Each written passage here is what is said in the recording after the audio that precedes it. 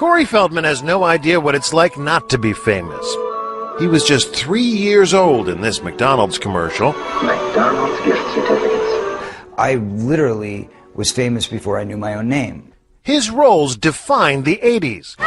Goonies. This was my dream, my wish. Stand By Me. You call my dad a loony again, and I'll kill you. License to Drive. The only difference between you and that greaseball is that he has a license and you don't. Films that propelled him into the spotlight for his entire youth. But being famous so young, he says, caused serious damage to him and his friends. Do you feel like you missed out on a normal childhood? What childhood? I don't know what that means. A lost childhood and a loss of innocence. He blames the adults, not just those looking to profit from charming children, but also some with far more sinister motives.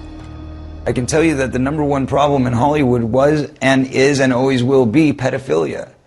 That's the biggest problem for children in this industry. The casting couch even applies to children. Oh yeah. Not in the same way. It's all done under the radar. Nobody talks about pedophilia. It's the big secret. And it's widespread? Oh yeah. I was surrounded by them when I was 14 years old. Surrounded. Literally.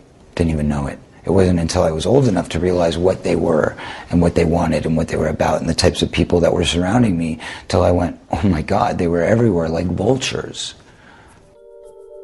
Vultures who Feldman says abused him and his best friend, the late child actor Corey Haim, his co-star in The Lost Boys. Well, what happens if my mom is dating the head vampire?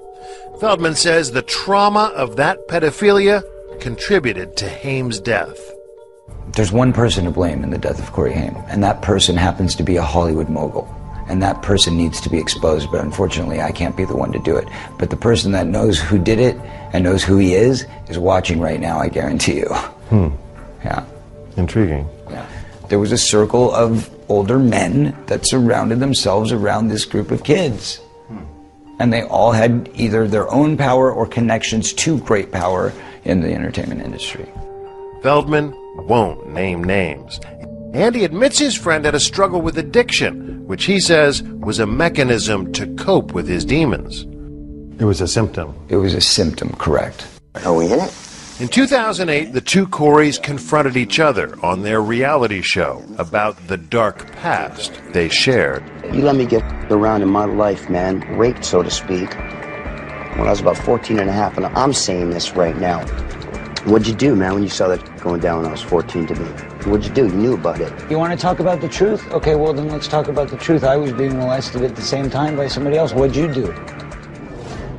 You know, there's a lot of good people in this industry, but there's also a lot of really, really sick, corrupt people in this industry. And there are people in this industry who have gotten away with it for so long that they feel they're above the law. And that's got to change. That's got to stop.